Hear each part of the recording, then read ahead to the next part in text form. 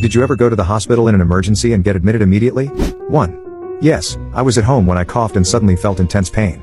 I initially thought it was another broken rib, as I regularly broke ribs when I coughed. But within about 10 minutes, I couldn't sit, stand, or even breathe without gasping.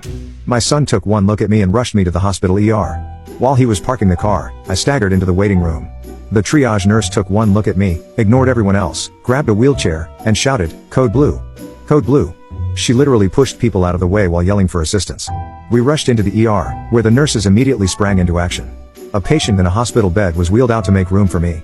I kept apologizing to him, but within moments, I was surrounded by doctors, nurses, an ECG machine, and someone drawing blood. By the time my son returned from parking, I was already undergoing multiple CT scans. It turned out that when I coughed, I had burst a blood clot in my lung, causing internal bleeding. Fortunately, the clot didn't travel to my brain, or I would have died instantly. In the span of just 10 minutes, I was diagnosed and treated for multiple blood clots in my lung. I am forever grateful to my son, the medical staff, and God for saving my life that day. 2. At 5:30 a.m. on a Tuesday, my alarm went off. I hit snooze and got ready for the day, but I felt more nauseous than ever before. I tried to throw up and sit down but couldn't find any relief. I managed to make it to work, but I couldn't drink coffee, and even Coke didn't help. By Wednesday, I briefly passed out and hit my head on the way down. My husband was very worried, but I brushed it off, thinking it was just an upset stomach. By Friday, I was still extremely nauseous, so I finally called my husband to pick me up from work. My boss escorted me outside, and people offered support. On the way to the hospital, I dreaded having to wait in the ER. As we walked in, a triage nurse rushed over and got me a wheelchair immediately. Within the hour, I had an X-ray, a CT scan, and blood tests. It turned out I had a bleeding ulcer and had lost 3 pints of blood. I guess I looked pretty pale. Thankfully, they treated me quickly, and I was admitted right away. 3.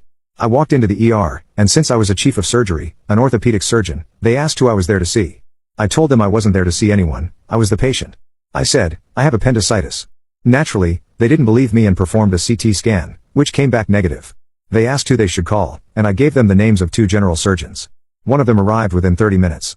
Another half hour later, I was in the OR, receiving anesthesia stronger than fentanyl. My friend, the surgeon, removed my severely infected appendix. I was up and rounding within 4 pole the next day. Rest in peace to my friend, who was a brilliant but troubled surgeon. I miss him. 4. I was bitten by a cat, but my boyfriend insisted it would be fine. I rinsed the wounds and carried on. Within 24 hours, my hand was swollen to twice its size, red and painful. Reluctantly, my boyfriend drove me to the ER, but he complained that it wasn't convenient for him and asked if I could wait until the next morning. When I got to the ER, I was hooked up to N4 within half an hour. The doctor told me that if I had waited any longer, I might have died from sepsis. Needless to say, I dumped my boyfriend shortly after. 5. Last weekend, I ate lunch at a fast food chain before starting a 3.5-hour drive home. About 45 minutes into the drive, my stomach started rumbling intensely. I had to pull over multiple times to vomit or have diarrhea. This went on every 10 minutes for the next 70 miles. I realized I wouldn't make it home, so I followed signs to the nearest hospital.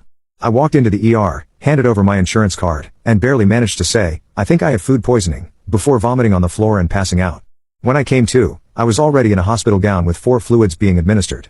They did numerous tests, including an EKG, and kept me for 24 hours to ensure I could hold down food and liquids.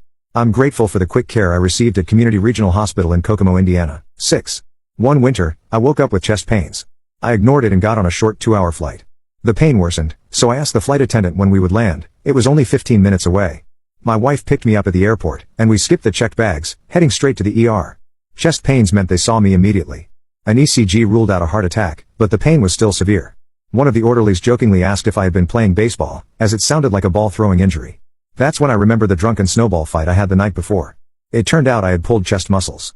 The relief mitigated the embarrassment. 7. I woke up at 2 a.m. with severe back pain. Changing positions didn't help, so I went downstairs to avoid waking my husband. I drank a glass of milk, but it immediately made me vomit. I kept throwing up, and eventually, my husband came downstairs, alarmed. I told him to call an ambulance because I knew something was seriously wrong. 15 minutes later, I was in the ambulance, still vomiting bile. The paramedic thought it was just the flu, but I knew better. Within 15 minutes of arriving at the hospital, I was being wheeled into the OR. My gallbladder had ruptured, and I spent 5 days in the hospital recovering.